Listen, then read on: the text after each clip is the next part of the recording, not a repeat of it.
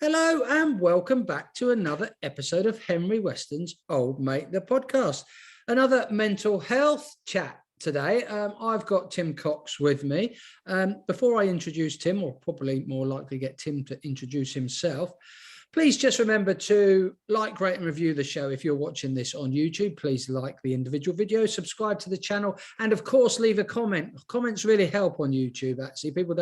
I think people forget a comment can really help that YouTube algorithm. If you're listening to us on a podcast provider such as Apple or Spotify, Amazon, Google Music, Amazon Music, please like us, rate us 5 stars if you can. You might have to listen to a few episodes to do so. And of course, we have a little Buy Me a Coffee page set up just to support the podcast.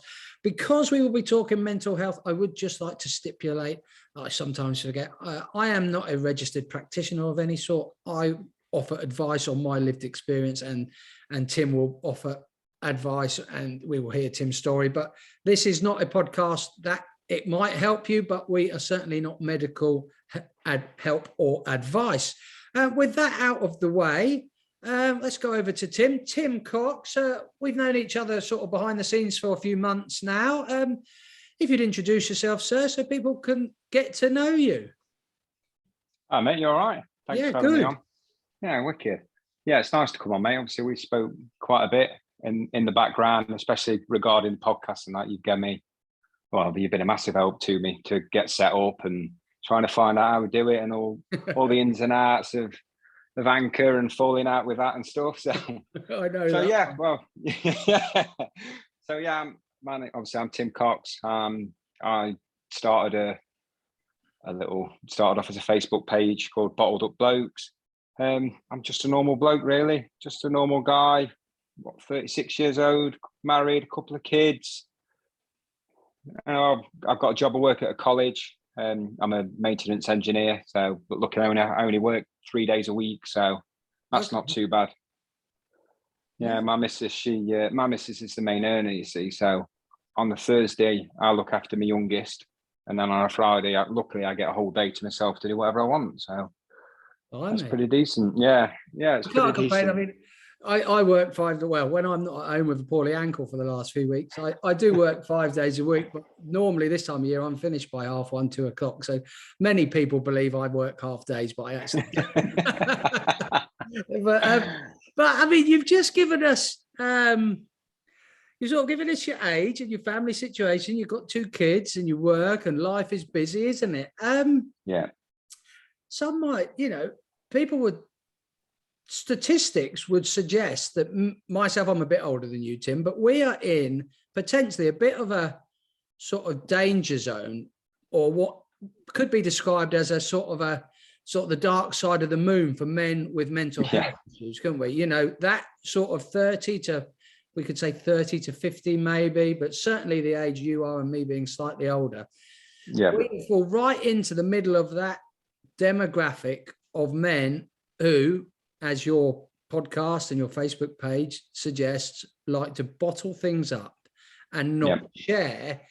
And then worst case scenario, that leads to awful circumstances like male or suicide, but it also leads to severe mental health problems. And we know that, if you sit on something if you go and see the doctor when you start feeling unwell, you've got a good chance of getting help that will, if it won't cure you, it will put you on a path to recovery, if recovery is the right word. If you bottle things up for a period of, say, 6 months and then go and see the doctor, you might be in quite a pickle by the time you get to see him.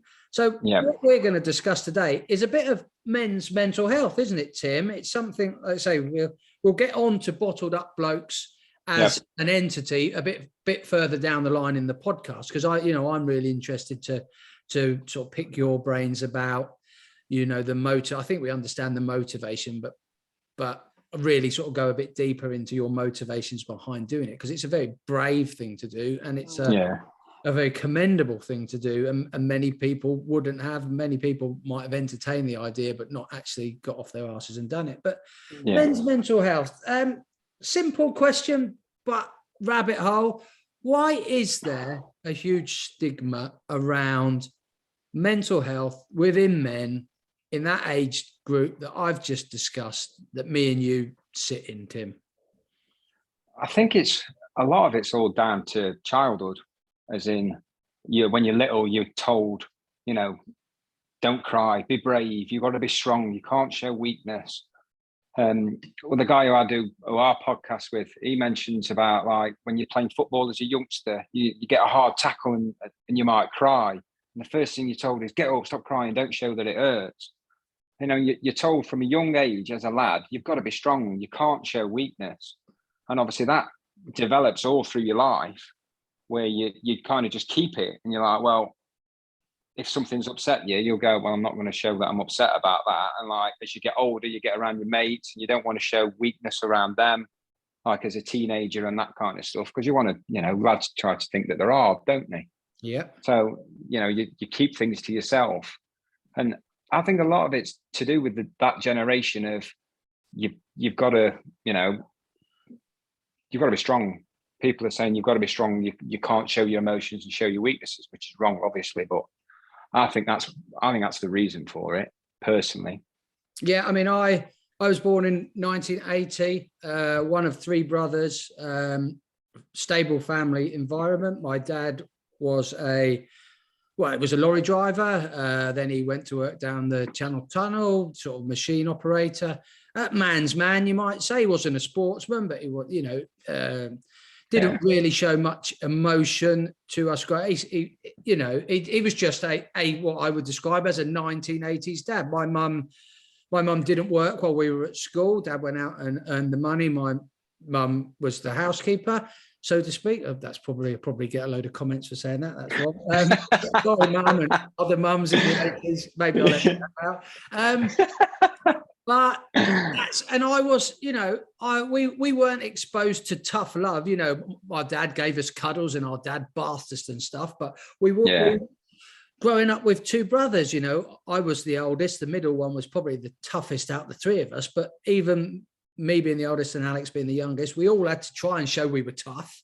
Certainly for me at school, I went to a state-run primary school, and it wasn't a bad school. There was no bullying or anything, but you still, I still felt that, I didn't want to cry. I probably did cry a few times at school, and I remember boys who showed weakness on the sports field or in the classroom, they did get ridiculed. It was so you didn't want to. So I think almost what we're saying, and as you said, do you think because we're exposed to that, we know addiction, if you're exposed to alcoholism, as there is a very good chance that as you progress through your teenage years, you may well become an alcoholic. If you're exposed to drugs at a young age through your parents, then you may well become a drug user. Is it fair to say that almost society in Great Britain, the world to a point, the Western world, are young men almost pre-programmed by society, Tim, to keep feelings of weakness to themselves? Well, yeah, pretty much for people our age, yeah, definitely. That's been going on for generations and that kind of stuff. And a bit like you only have to look at that Daily Mail article that's come out this week, saying about on building sites, construction workers being woke because they're talking about the feelings and stuff like that. And it's like, you need to get rid of that kind of thing and that kind of the stigma and all the crap that comes with that, because it's bollocks, yourself.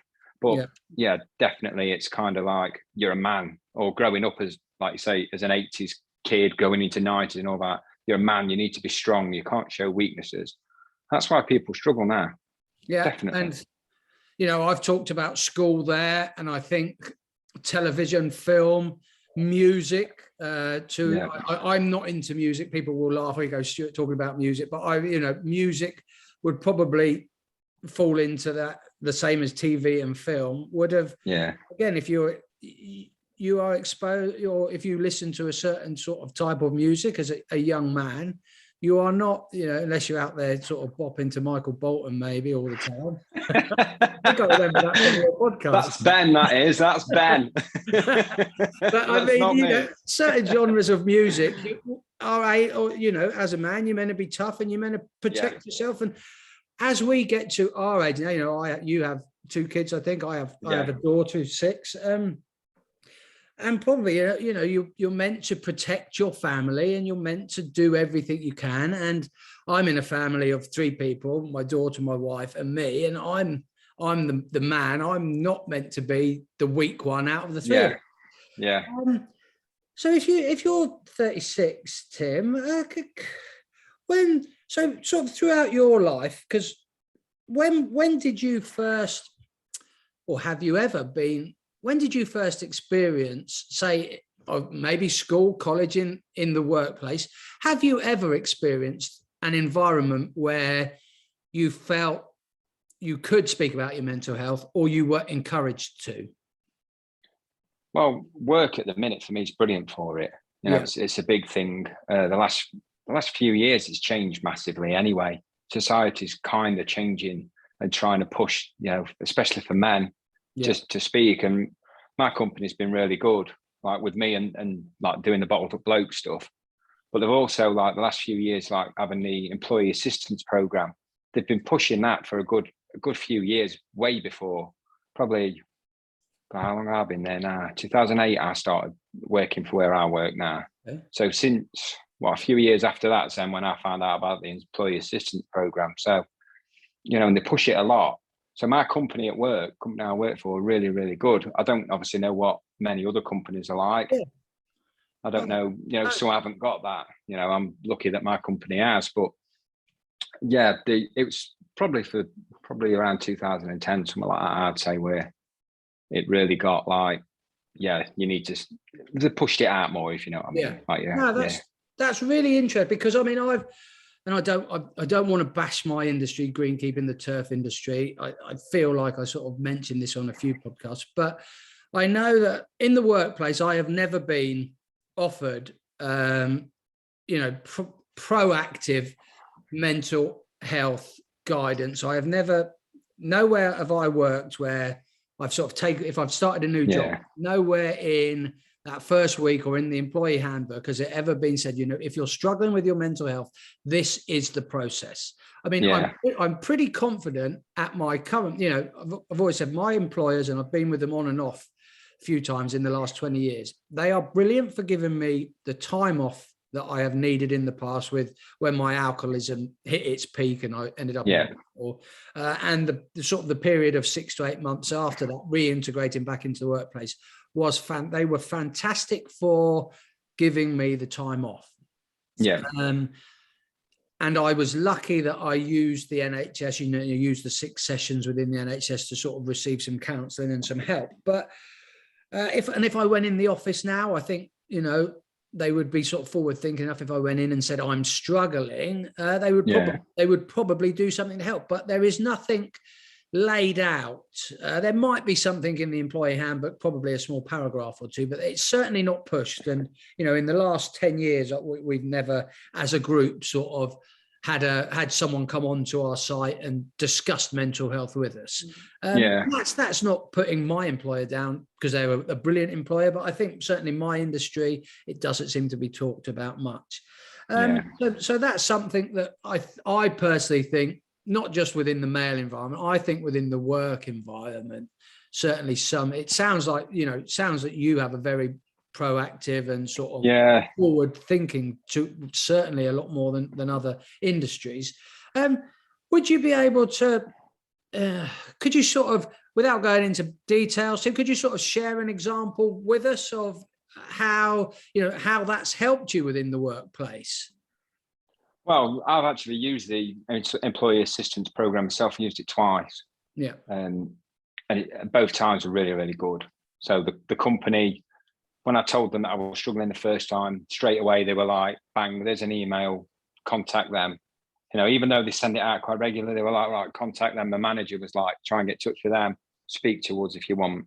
And again, the second time was a few years later. Again, it was the same thing. They were on me, but not too much, if you know what I mean. It weren't like they were pushing me because they knew I were in a bit of a delicate place. But they were really good. And like now, my supervisor has been my supervisor for 3 years, I think now, and he's always asking me how I am. He's brilliant.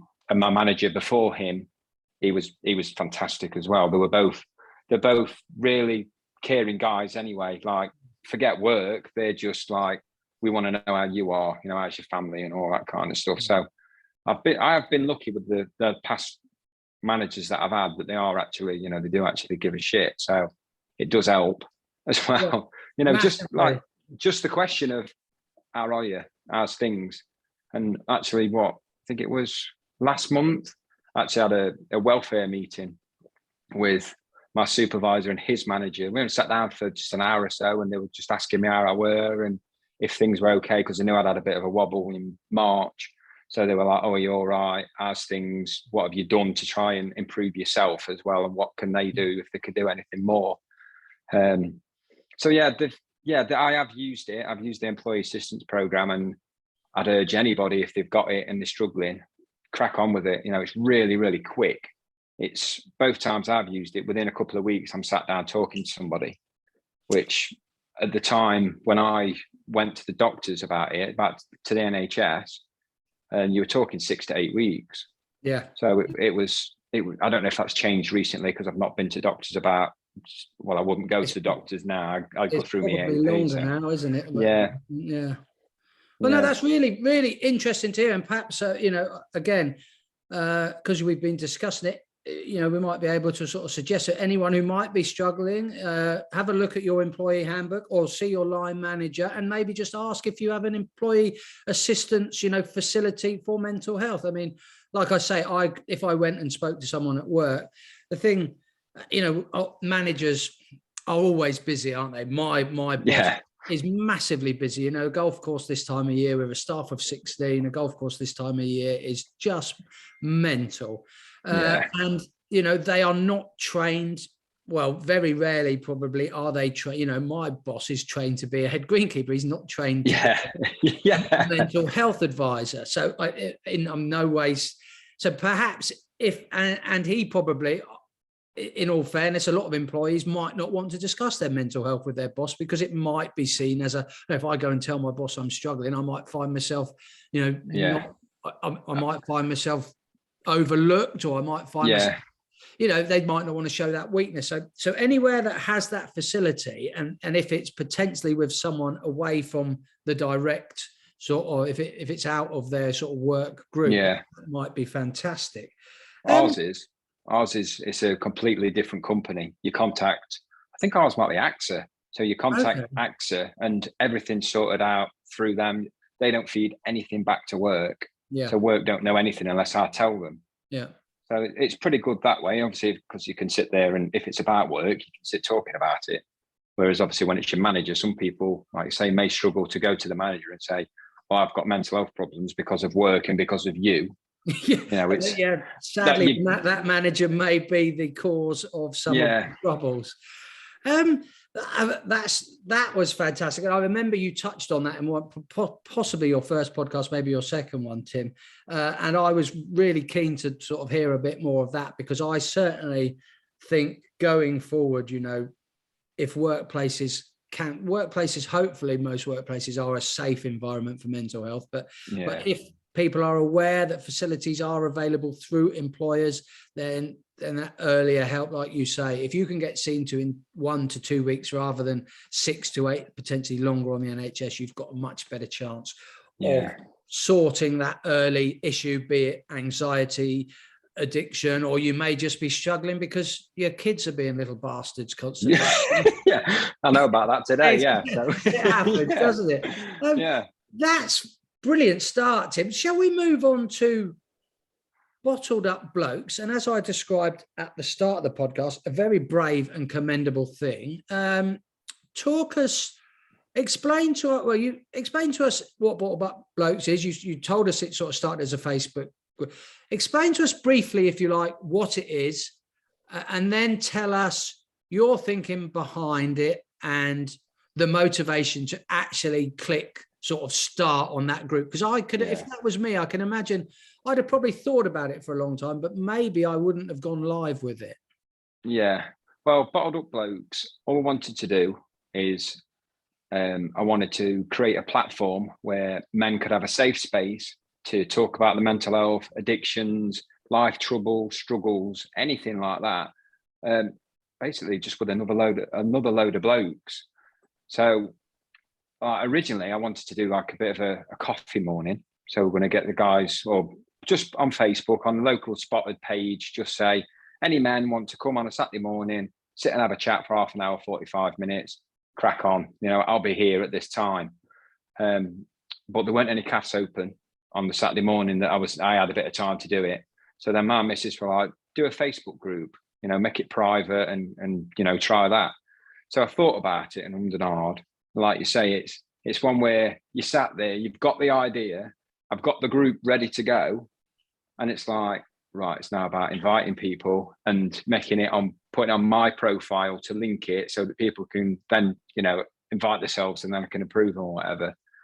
And it was one of them of, should I do it? Should I done? You know, I'm sat there, I'm like, and then I'm just like, yeah, let's go for it. You know, what I basically thought, well, I've got to lose. You know, I've got, you know, something to gain, nothing to lose. If it lasts a week, a few of my mates join it, nobody else joins it, and it fizzles out, then at least I've had a go. You know, at least I've tried. So yeah, I was like sat there, and every few minutes you're looking, going, oh, that's 10 members, and it's 15 members, and you're like, oh, they've accepted it. And you're going down and you see some names that you're like, oh, I didn't think they would. And, you know, it was rewarding just in that sense of seeing that people were like, oh yeah, you know, let's get on board with this. And it kind of just grew from there with the Facebook group. And that was the original thing. The original thing was, let's try a safe place for people to open up, where they can say, someone could come on, be having a bit of a shitty day and say, really struggling today, this is the reason, blah, blah, blah, blah, blah. And then hopefully on the back of that, other people will say, right, okay, well, you might be able to do this, or have you tried that? Or I've had the same situation, and that kind of stuff. Because none of us, including myself, none of us are mental health, you know, we're not qualified, like a bit like yourself. We just give advice on, like, through our life experiences and our own troubles that we've had. Like, there's some people in the group that, like, some of my friends that I know that haven't had problems, but they still commented on people's posts to try and help them or to try and give them advice and that kind of stuff. And if anything does get a little bit too much for us, I know I'm going a little bit further down the line of make it short and we'll have a little, yeah. If it does get a little bit too much for us, then we'll signpost. I've got a pinned post that's got like contact numbers for Shout, for Samaritans, for Calm, for loads of different groups where, like, someone's saying, look, I'm having really dark thoughts. That's pretty much right. I can't go any further than that. I can only advise you on, please contact these. You know, these are trained people that will help you, and hopefully, and will be able to give you professional advice rather than, have you tried this, or this is what happens to me, if that makes sense. Yeah. So it started off as a Facebook group, and then, as you know yourself, it kind of grew. But we'll move on. We'll move on to where it's gone in a bit. But there was a couple of things I just sort of wanted to ask you, and I hope it's sort of not too intrusive. But when I was sort of thinking, you know, if I'd thought about that, I mean, two concerns I would have had personally would be, one that you've just touched on was someone, I set this Facebook group up, and then two or 3 days in, someone messages me and says, Tim, I'm having really bad thoughts. You know, I've done something I shouldn't, and I need your help. And they probably don't mean, Tim, I need your help, but they do in a sense because they've got you on Messenger. That would have scared the shit out of me. I'm not going to ask you if that's happened. The other concern I would have had would have been, I start this Facebook group, 2 or 3 days in, I've got someone message me and says, I'm in a really dark place and I need 50 quid. Yeah. Because we know, and we're not, and I don't want to, I'm not suggesting that's happened, and I'm not suggesting that's, there are scammers out there, and there are people who will take advantage. And I would have thought someone might, although you don't advertise, it's a private group, so to speak, someone might have caught wind of Bottled Up Blokes and thought, you know what, there's a chance here. And that would have concerned me. But that's just, and again, I'm not going to ask if that's happened, but that's just for me, potentially. Yeah. I might say, well, Stu, if you thought that about everything, you'd never do anything. But I'm just sort of, I'm being honest. Yeah. And how, you know, you got some good numbers join early, didn't you? And it's really it's sort of almost going back to the internet 15 years ago in a sense. It's like an early sort of message board, isn't it? And the people who have posted, and you have some regular posters, don't you? You have I love, again, not mentioning names, but there are just people in there and they're posting positive all the time, which is which I absolutely love. And there are, of course, people posting that they're having a bad time, and the responses are always so genuine. How has the first few months of that phase, or how were the first few months as an admin and as the founder? How did that go for you, Tim? And we all struggle in life. How did you cope being the man behind Bottled Up Blokes when you were struggling yourself? Well, it's the first few months had ups and downs, as anything would really. Like you say, I didn't have, like, going back to you saying about the message, if anyone messages or whatever, I didn't have a situation where somebody messaged me saying I'm suicidal or anything like that. But I was just on Facebook, just generally on Facebook, scrolling around, and there was actually a mental health course that got advertised. So I just clicked on it, and I thought, it's saying a free course, mental health in England and all that kind of stuff. And I thought, oh, is it a scam? I thought, I'll have a look, see what it says, and look through comments to see if people say, oh, don't do that, it's a scam, or I've done this, it's really good.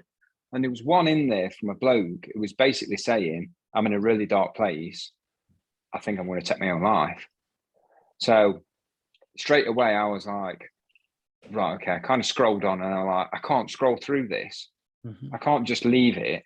So anyway, I did a few messages with him, and messaged somebody else I know as well to say, look, can you try and help me with this guy? And anyway, we helped him or spoke to him, and it ended up he was all right. But I then spoke to somebody else the next day, and he's like, you've got to be careful doing stuff like that, because, like I say, we're not trained. We're not trained, and you're going to someone who's saying that they're suicidal. Yes, you're trying to help, and your heart's in the right place, and you probably, probably have done the right thing, but you don't know what to say. You could say something where you might think it's harmless, yet that could be the thing that tips him just over the edge to go, right, I've had enough, I'm done. Yeah. So he was like, there's certain people that you can't help. You've got to know your limits. And as soon as he was saying that, I was like, yeah, he's right.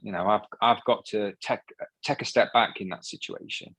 So that's when I did the pinned post on Facebook about, right, people need to know that I'm not a therapist. I'm not a mental health. I'm not qualified in any mental health, anything like that. So, have this pinned post as such. So that's the first thing that you said. The second one, unfortunately, we did have somebody in the group who was, or it seems like he was a bit of a scammer. Yeah. And he was, again, we'll come on to it properly later, but we also have a WhatsApp group with there's 25 in there at the minute, and maximum it was 30 odd. He was in that group, and unfortunately he played on people, and he made out his situation was quite bad, and people sent him money. Right. I'd said in the group, he'd kind of said he was in a bad place financially, and he was going to get kicked out, and he'd not got a job and all that kind of stuff. And I said in the group, I was like, please don't anybody send money. I don't want people to start sending money to people. It can get things messy. We don't really know each other. It was really early on in the group. So we're like, we don't really know each other, so please don't send any money. And then when it came out that this guy had apparently done something similar with something else, I then got a few messages from some guys saying, yeah, I sent him some money. There was a few. He had over £200 out of our WhatsApp group, people from our WhatsApp group, which made me really sad, really annoyed. I thought about jacking it in. I was like, I can't protect people from that. I should be, I took the burden of it. And obviously to the people who had the money took off them or gave the money away, I was like, look, let me give you the money back. I'll give you that money that you parted with, which they didn't take, to be fair. But I would have given them back because, I felt responsible that I'd let this person in the group and he'd like basically scammed us and scammed people. So unfortunately, that did happen. But, yeah, I mean, I have a small, very small experience from dealing with somebody I came across on social media, not through Bottled Up Blokes, but through another sort of closed group that I used to just sort of nip in and out of, or watch. Sort of a member, but I didn't really participate too actively. But I got chatting to one young lad, and about 4 messages in, because he seemed to be struggling, and the message sort of came back, if only I could get this taxi to blah blah blah, I think I'd be all right. And this was 2 minutes into a conversation. It was just, if only I could get this £8 taxi, and I I literally closed the group, blocked the contact. But for the rest of that day, I remember thinking, if I'd have sent that £8, could I have turned someone's life around? Probably not, because I'm 99% sure he was on the scam. Yeah. But and then I thought, I haven't been back to that group. I left that group, not that I was really much to do with it. It's, for me, I like Bottled Up Blokes in the way it works. This group works slightly different, and it really wasn't my thing. But I thought it was easy to dip in and dip out of, and I could look at the message board and think, I might be able to help there. And I've certainly had, like you said, in the early months of when I started my blog in early 2021, I received, or I had a few people ask me to help other people who were struggling with alcoholism, and I was sort of three years sober by then. And I helped a couple, or tried to help a couple of people, and realized quite quickly that my recovery is my recovery, and it wouldn't necessarily suit someone else. And I didn't offer bad advice, but I realized on reflection of sort of 2 fairly basic conversations with people that I couldn't really help them. And I made that decision then. And then shortly after that, I was asked if I could chat with the girl, or through a mutual friend, someone's girlfriend spoke to me and said, my husband or my partner is, an alcoholic, and they need help. And I said, I spoke to this person. They give me this person's phone number, and I spoke to them on the phone. I said, I hear you're struggling. Have you seen your GP? And they said, no, I don't want anything to do with the GP, and I'm not really sure about AA. And I just made the decision. I just had to say to them, I can't help you at the moment, because I am not, my lived experience qualifies me to offer advice, but I can, if someone came to me now and said, how would you stop drinking, Stu? I said, well, hopefully you weren't like me and ended up in a hospital bed nearly dead. But if you were, I would say, go out and run 3 miles 4 times a week, drink a lot more water, keep your mind active by doing something like a blog, because that worked for me. But that's not going to work for 85%, 95% of the country don't like running. I don't like running, but it worked for me. So what I'm trying to say is, I quickly sort of, if someone comes to me and says, I've been talking to my GP and I go to AA, I'll be like, well, I'd be happy to work with you and we can bounce ideas off, but I can't be your primary caregiver, if you, or I can't be the first person you talk to, because I'm simply not qualified. And again, as you've described, that must have been that individual in that group, that must have, well, it did hurt. I could tell the way you described. It did. So you moved on. To. Did you move on to the podcast next, Tim? Or is there? Probably. Because it's kind of, everything went really quick. It kind of went, right, Facebook group, and yourself, it's like, right, social media, you need to be on the next thing. So it's like, right, I'll set a Twitter account up. So I set a Twitter account up. And then, because I'd seen like the WhatsApp group work with something else, I'd seen how good it can work with a load of blokes together in a WhatsApp group, and how supportive it can be. And the Facebook group, like you say, it's great. People will post on there, but the replies can be like 6 hours later, 8 hours later, or something like that. Whereas like in the WhatsApp group, generally you're getting an instant response if someone's saying, I'm struggling. So I'm like, right, I'll try a WhatsApp group, see how that works. And one of my mates contacted me, who we were close when we were younger, then we played football a bit, and then with like the last few years, just as life is, you kind of drift apart from a lot of people, don't you? And you kind of have like a small amount of friends. Well, he contacted me and he was like, I've got an idea with your Bottled Up Blokes. I'd really like to do a podcast. Would you be interested? And I was like, yeah, that could be really good, actually. So we're like, let's, leave it with me and let's see what we can try and sort out. And it literally just went from that. And we were like, right, well, we'll try and get that and we'll try this and try and get guests on and we'll have it just me and him to start with or whatever and just try and build it up. He's really busy. His name's Ben, who you obviously spoke to Ben. Is an incredible guy. I love him to bits. But our friendship over the last few months has just grown so much, and it's like blossomed into like a proper amazing friend now. And he's brilliant. I love him. He's so funny. He's got an heart of gold. He really has. But yeah, we kind of just went for it. We're like, let's just see what happens and go from there. And obviously, we'd already got a bit of a platform with the Facebook group at the time. I don't know how many members we had at the time. So we've got a bit of a platform there. You got a bit of a platform that we got from Twitter. So we've got a few there. And well, let's just see what happens. So we just banged our first episode out, which was, we did it on my mental health story as such, and about Bottled Up Blokes, basically, and a bit about Ben. And kind of that's just how we rolled with the first episode. And we thought, we'll just see what the response is. And the response that we got were just brilliant. We've got a lot more listens than we ever expected. And we were like, bloody hell, we're at that many listens. Oh my God, we're at that many listens. And it kept growing, and like, right, well, best do another episode now then. What we're going to do this one on? So then we did our second episode. It was like, right, we'll talk about music. So music can make you feeling good and bad, because you're saying about you're not a big music person. Yeah.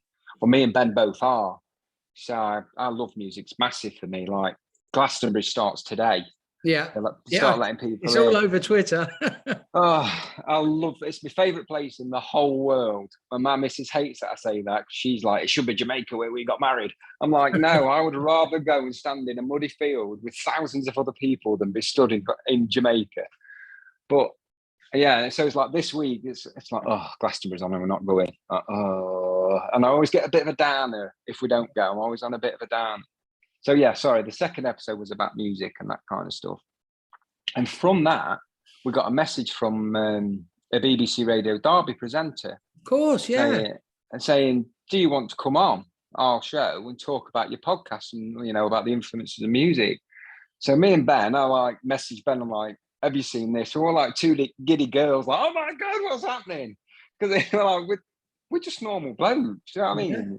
We're just normal blokes that are just trying to help people and give people, a bit of advice about stuff, have a bit of a laugh, and it's therapy for me and Ben as well. We go on that podcast and like before, like we had a chat before, before you're dicking about and you're having a bit of a giggle, and then after, like if you've had a guest on, you're like, wow, that were amazing listening to that. And it's just, the podcasts have gone really well. We've had, like I said, we went on Radio Derby, we've got some interest on the back of that with people joining the Facebook group, and then some more listens on the podcast.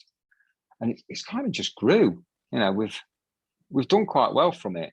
And you had an amazing guest on your last. I haven't listened to the last one, but do you want to? Yeah, I think you have released it, haven't you? So you're able to share the. Yeah, the last one we released was with Adam from Mind, Body and Soul.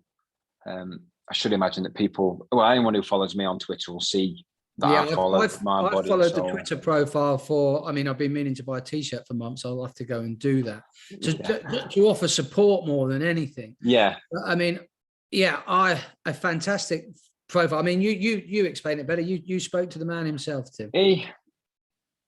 I've never met anybody like him.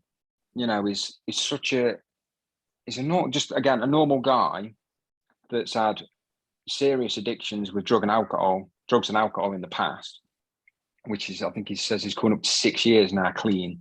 Fantastic. Yeah, it's great. And what they do is they offer like mental health support, like online.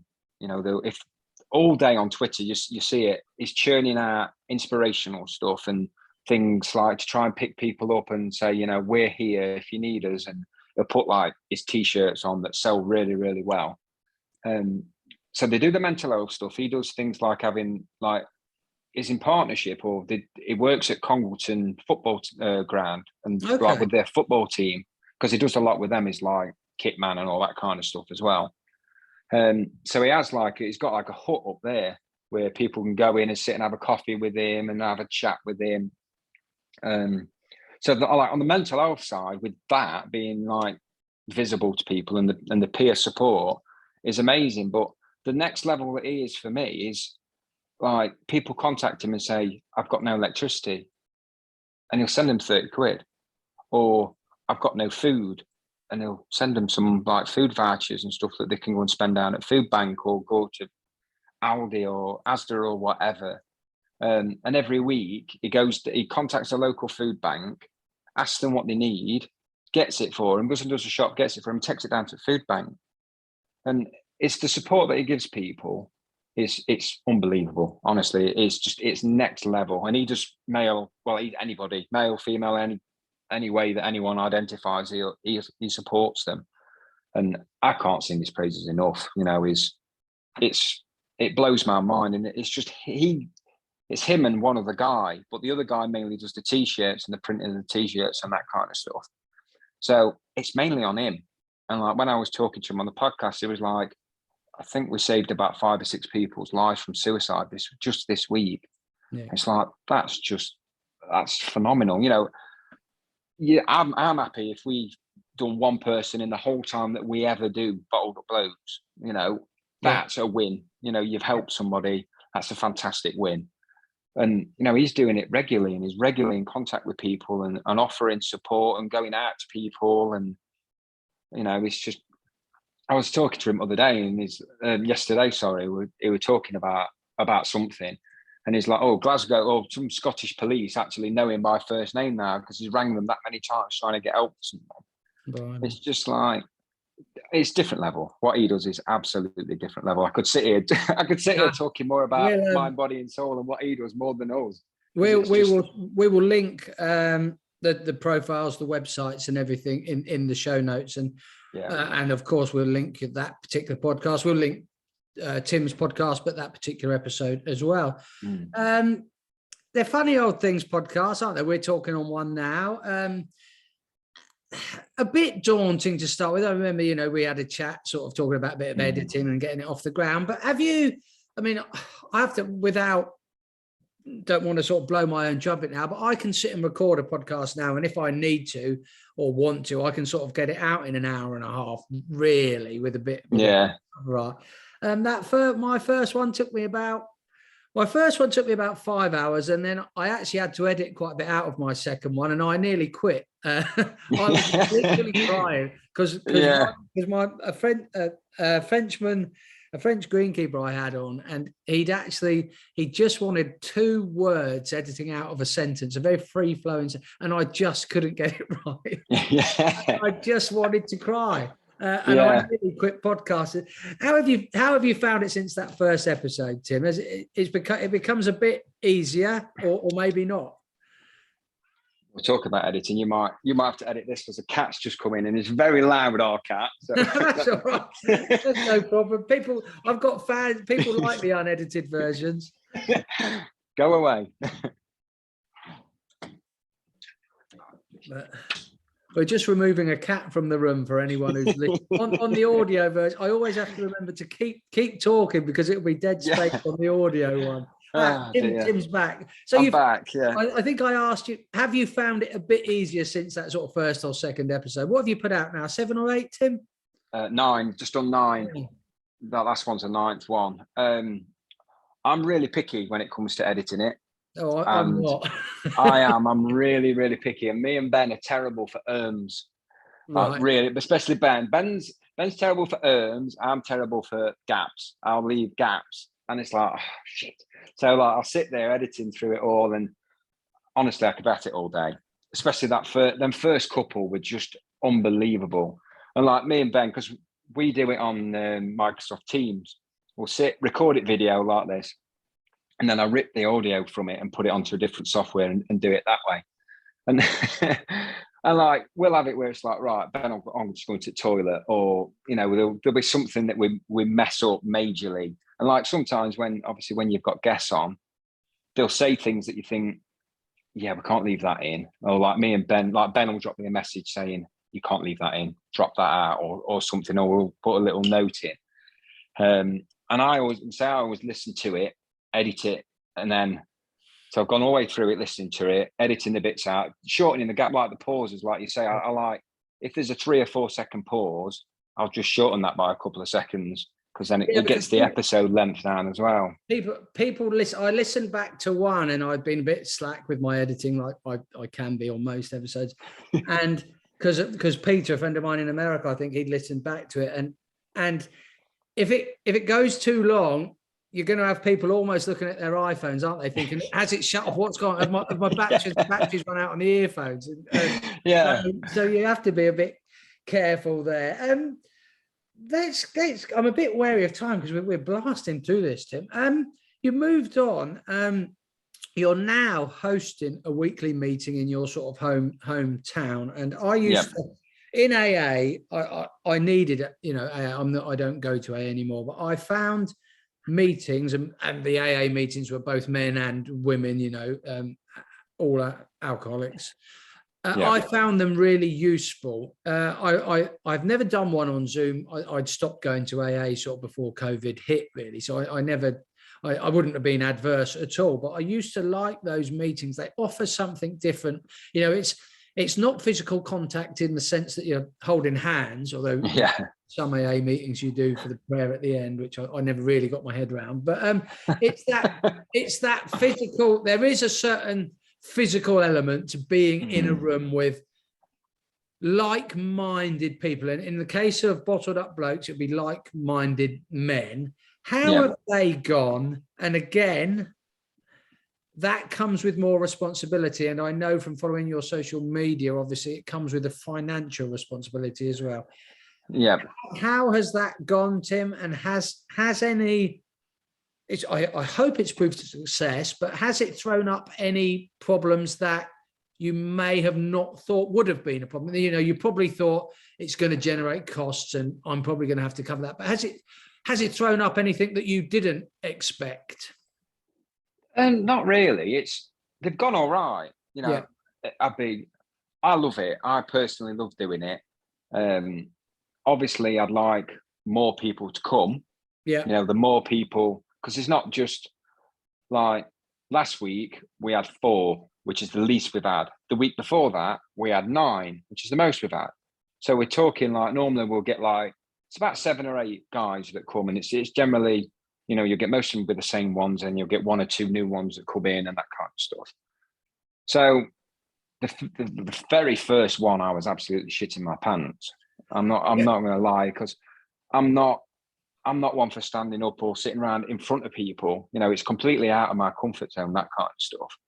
But I was like, I want to do it. I want to offer this service to people free of charge so that they can come and just talk and get stuff off the chest and see other guys doing it, so they think, that could be me, or someone may offer some advice that someone else could be struggling with and they don't say it, and someone else might say, oh God, I've had this happening, or this is how I feel.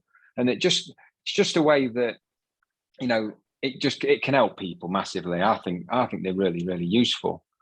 And it's gone a lot better like within the group when we're there than I could have ever expected. Some of the stuff that the guys speak about and how they are with each other, it's unbelievable. Obviously I can't say too much about what happens in what's the content. But there's one guy trying to help another guy get a job. And he's like, I'll come round to yours, we'll write you a CV, and I'll speak to this person and where I used to work, they might be able to get you in, and we'll try and get you a job and that kind of stuff. And we have had it where people have, I wouldn't say broke down. We had one guy who got a bit upset, which is absolutely normal, absolutely fine. He's like, it's just sat there, And he was like, he says, I can't explain it. He says, I'm just crying. And it's like, just let it out, crack on, cry away. We're not there to judge anybody, or I'm not there to judge anybody. But there's not anything that's gone, God, I didn't think about that. Oh no, shit, what am I going to do about it? That's good. Everyone's, our aim of it is for people to walk out that door feeling better than when they walked in it. Yeah. And we have a serious chat. It's quite simple how we do it, because I presume it's similar to Andy's Man Club, but I think that's probably a little bit more structured, whereas we're not. We're pretty relaxed with everything. Yeah. Like I think Andy's Man Club, they have a ball that they pass around, and the person with the ball then speaks and that kind of stuff. And the way that we kind of generally do it is, I'll normally start, introduce myself. Some of the lads will already know me, introduce myself, and basically say what my week's been like, if I've struggled, if I've had any ups and downs, and how I've been. And then we just go around the room, and the next person introduces themselves, says how they've been. But at the same time, other people are jumping in, if that makes sense. So it's not like that person's talking, nobody else can talk. You can only talk when you've got the ball in your hand. Yeah. It's like, well, you jump in. If you've got something to say it. Don't be afraid to say anything that you want. And people are there because they want help. Yeah. You know what I mean? People aren't going because they're bored or they've got nothing to do. It's like, I want help. And just to walk through that door is massive. It's a huge step for someone to drive up or walk up and go, right, I'm going to go in here now and potentially bear everything, and let everything out and be so vulnerable in that situation around a load of blokes, all similar age to me. There's a couple younger actually. But like there is a bit of a gap, but a lot of them are kind of my age or around my age. And yourself, like say, that stigma of men to go in and open up and be that vulnerable around that.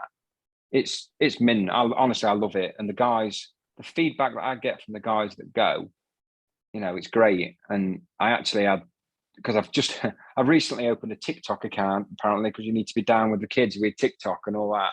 I still can't I should use Instagram more, but I can't. I did have TikTok for about 3 days and then just yeah.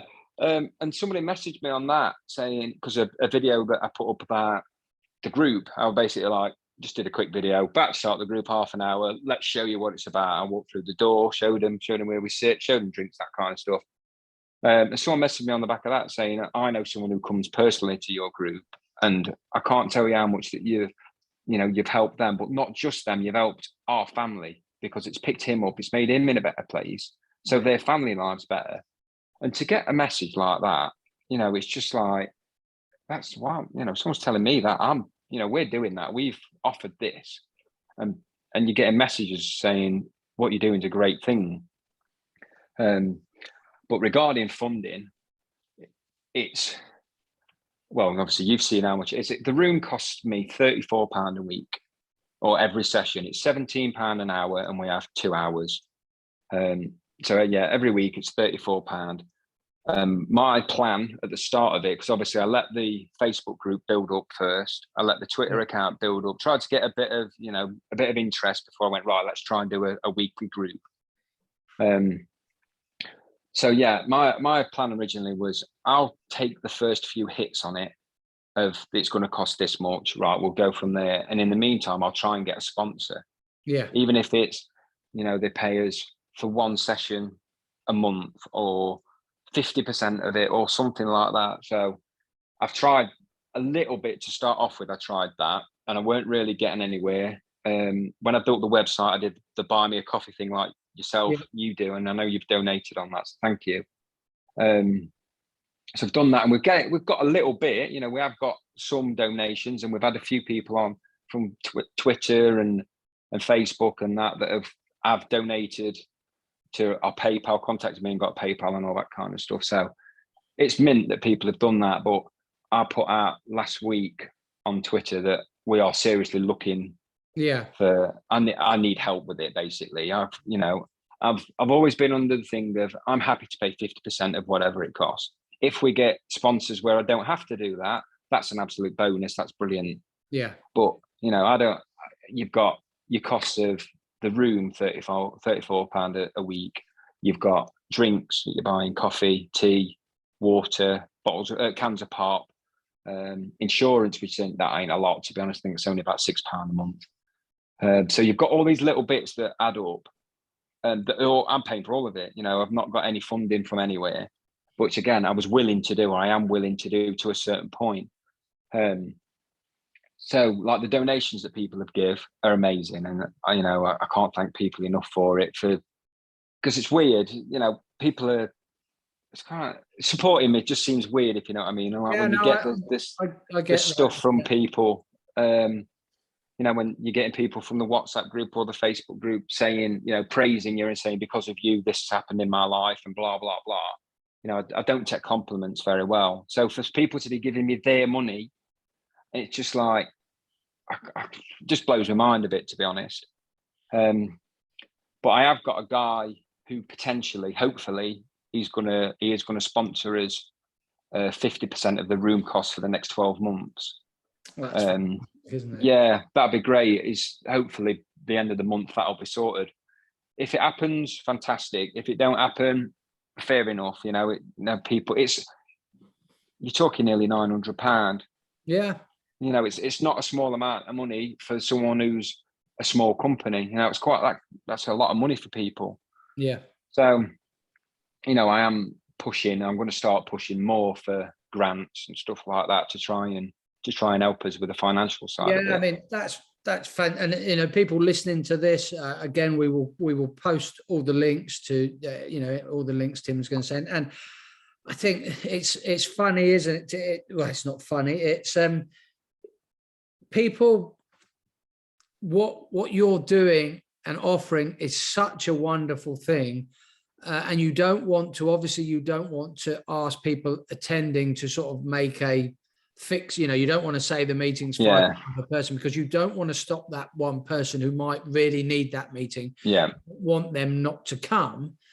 And you hope that, I think if you keep pushing, I mean, my fundraising that I'd Stay Sober with Stu last December that I did, I had two good friends of mine donate sort of £100 each, and I was just gobsmacked, and I almost felt, I said to my wife, I'm not, shall I give it back? But I'm like, that's too much, and then I was almost worrying if these people could afford it. And my wife said, what you're doing, the money raised was going to support people with mental health problems and alcohol addiction problems. And what my wife sort of got me to realize, that I probably knew, was the people donating were supporting me, but they were also supporting what I wanted to support. And I'm sure in time, hopefully, if these meetings can continue, local businesses, and it sounds daft, but it only takes one person with a few quid in their pocket to think, this is something good that Tim's doing. And like this, hopefully this sponsor who's going to jump on and say, I'll support 50% for 12 months. And that takes the weight off your shoulders. And with regards to your meetings, I don't want to offer advice in the slightest, but I remember when the best AA meetings I used to go to, because I used to go to a few, and one locally used to be the same 4 people turn up every week, and we'd talk about the same stuff every week, and they were not very good. But I used to go to a bigger meeting just outside of town, and it was a chaired meeting, so that they got a different person to chair. And some weeks it would be a regular attendee, but other weeks it would be someone from another fellowship. And they'd come, and those meetings were not necessarily had a guest, but a different host. Those meetings were brilliant because there was always something to discuss. It wasn't Stuart coming in and moaning that he'd been streaming dog shit on the golf course every week, and him coming in and moaning that he'd something every week. And by the end of that first month, you're like, oh, here's Stuart moaning about having dog shit in his trousers again. So hopefully, as your meetings progress, I mean, I don't know your part of the world very well, but there's always, if you could get it out there, there's always people who like to talk, isn't there? And and like some of the guests I've had on here, I never thought I'd have talked about some of the subjects I've talked about, but as I don't need to tell you, you messaged someone on Twitter, so I saw your tweet, I was quite interested in what you said, would you be willing to come on the of course I would. It's just I'm just giving them access to an hour, not 200 characters on Twitter. But Tim, this has this has been fantastic, and we will get together and work again, because I think we want to. You know, my story is one of addiction, and I know from listening to your first podcast, something that, you know, sort of alcoholism was something you were exposed to as a child, wasn't it? Is there anything you want to touch on or sort of push before we wrap up this sort of first sort of chat between Henry Weston and the Bottled Up Blokes boys? Anything you want to sort of get out there before we finish up, Tim? The main thing I'd say is talk. You know, anyone, men, women, or anything, you know, if you're struggling, get help, whether it's from your GP or contact your local NHS group that can give you therapy. Talk to your close friends, talk to your your family members, and be honest with them. If you're struggling, don't hide it, because it will come out eventually, one way or another. It'll all overflow, and it'll be too much for you. Just talking about it can make such a massive difference. You know, it's share your story, you know, whatever. I've always said my first point of call for mental health or addiction, I would say, you know, if you speak to your partner, your wife, your husband, but speak to your GP if you can. But even, you know, search Bottled Up Blokes on Facebook. If you're a woman, there are, you know, we will link all the necessary things that Tim's mentioned, like in his pinned sort of tweet and his pinned help. Reach out to someone. There are services available. If you don't like talking on the telephone, there are services available where you can have a text chat with someone, isn't there? Yeah. You can always email me at hwom@gmail.com. Again, I will more than likely point you in the direction of someone else. If you want to message me, you know, I will provide Tim's sort of contact details. If you want to message me or Tim, if you want to get in touch with me about, you're just worried about how much you're drinking, we can have a conversation about that, no problem. But if your health is deteriorating because of your drinking, you need to speak to a GP ideally. Definitely. Tim, thank you so much for joining us on Henry Weston's Old Mate, the podcast. Hopefully I can come on to Bottled Up Blokes and help you guys, or not help you guys, that's a bit over the top of me, sort of maybe share my story of addiction with you guys, speak to you and Ben. Definitely, mate, yeah. It's been an absolute pleasure. Thank you for being so honest. We will link all the necessaries, and I wish you all the best with everything going forward, Tim. Thanks for being an amazing guest. Cheers, Stu. Thanks a lot. Thanks for having me. It's an honour to come on. You know, I listen to your podcast, so it's brilliant for me. You know, getting on, talking to guys like you is fantastic. So thanks, mate. Cheers, mate.